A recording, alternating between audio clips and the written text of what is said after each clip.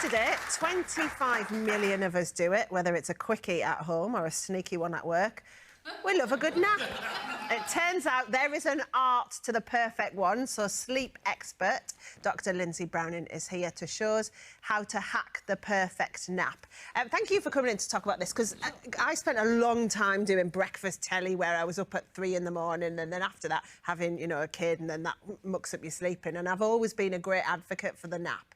But does it hinder your ability to sleep at night if you nap during the day? Sure. So it depends on why you're napping. So if you're someone who's napping because, like you got up really, really early, or you're working really late at night, then a nap, a top-up nap, can really help to give you the energy to get you through the rest of the day. Yeah. But if you're napping because you're like 40% of UK people, you're really struggling with your sleep at night, you can't switch off, you're stressed, you're not sleeping, then a nap will actually take away some of that sleep hunger that you need to help you go to sleep. So if you're napping during the day because you didn't sleep at night, then you won't be as tired the next night, then you'll nap the next day. It'll just be a perpetuating circle. Ah, so it depends why you need the nap in the first place, why you're not managing to get enough sleep in the first place. That's interesting. And does it change in terms of the time of year? Like, is it worse in the winter trying to get to sleep? Sure. So in the winter, in the UK, you know, we have shorter days, we have the sun itself in the sky is less powerful.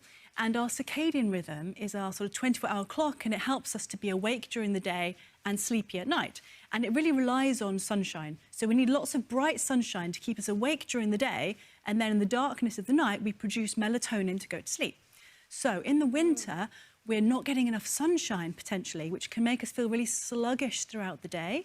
And people can find that they're, especially with seasonal affective disorder, they feel really tired throughout the day and they sleep for extra long at night. So that's how sort of the weather and the seasons affect our sleep. Yeah, that's really interesting. So then when it comes to a nap, is there a perfect time of day when you should nap, and how long? I guess that's the question everyone asks here, is how long should you nap for? Yeah, absolutely.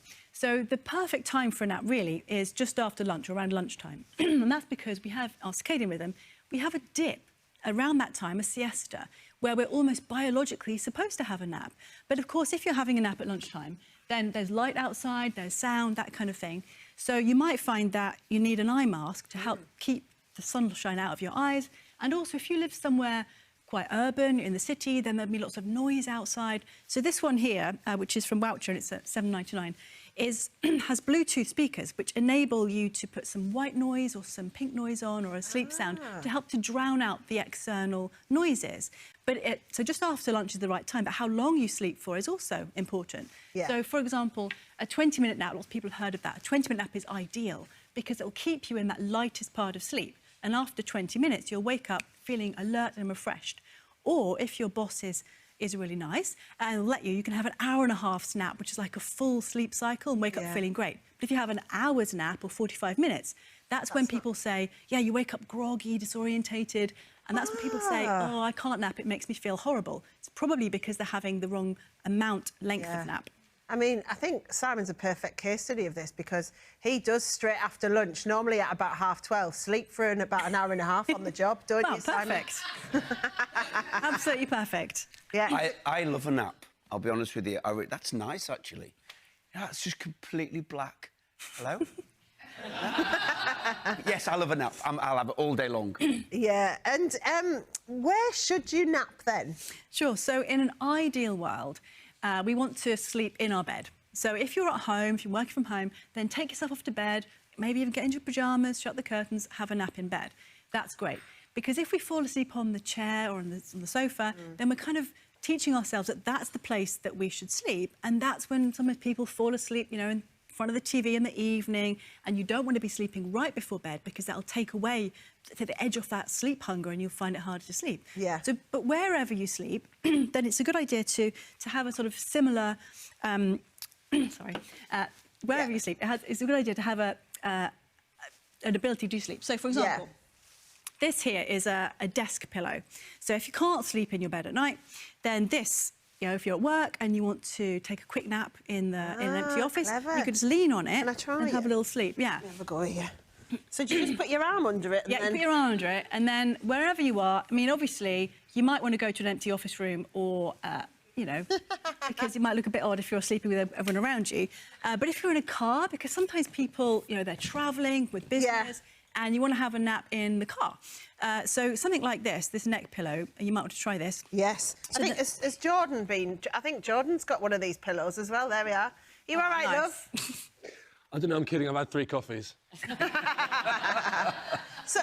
comfy, though. It is good, isn't it? Yeah. And I really like that. And so this one is a hoodie. Yeah, so this one's great because it kind of does both. So it's a bit like an eye mask because you can stick the hood over you, keep your eyes covered, and wherever you are, you can have a nap. So yeah, if you're at home, please take yourself to your bed. That's the best place for a nap. But if you are at work or you're in the car and you need to have a catch-up nap to help get you through the rest of the day, then these are great products that you can try to do to, you know, sleep easily wherever. And I could stop now because you're asleep.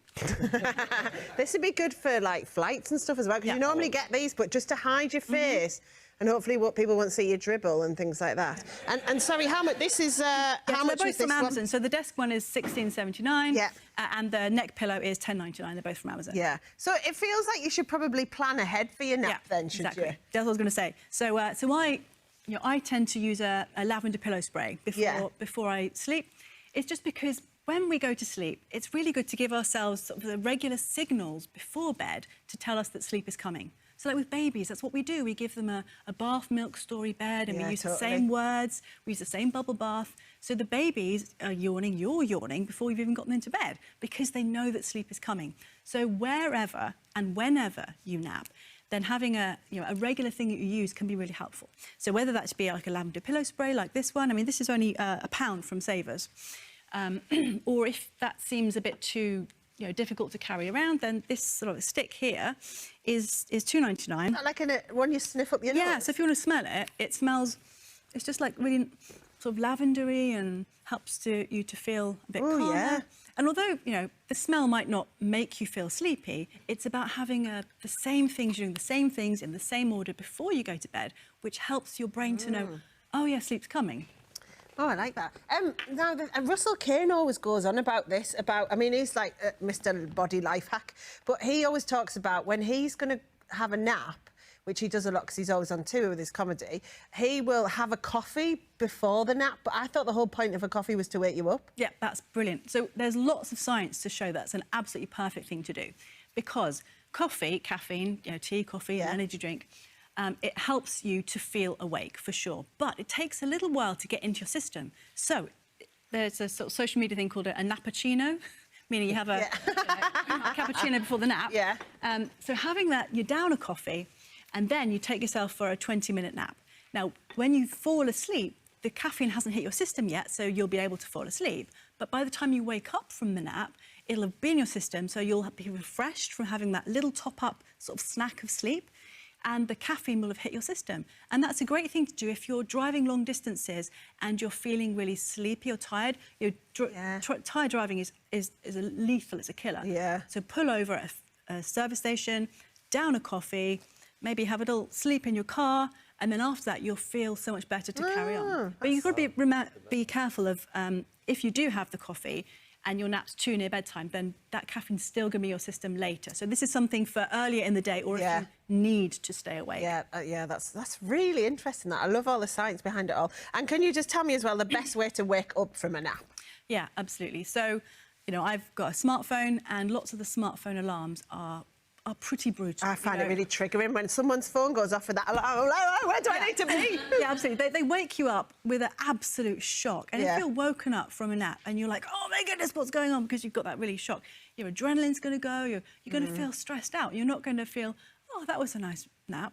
So in which case, you want to be woken up a little bit more gently. So if your phone's got an alarm that can start really quietly and then increase in volume, or else you could get like this here. It's just it's from Unveil and it's just $9.99. It's just a little portable thing that just starts really, really quietly, gently with the volume increasing until it is loud enough to wake you up, but gently pulling you into being awake rather than shocking the life out of you, waking you up. I find when Simon falls asleep on the show, if I just go over and slowly whisper in his ear, that tends to... Yeah, it works for you, doesn't it, love? Yeah, I love that. There's little special moments, Steph. Don't take it beyond anything it needs to be. Right, thank you so much for that. That was brilliant, though. It's really fascinating because I think people always feel they're not sure how to nap, when to nap, or whether it's even good for you. That's a great rundown. Thank you very much.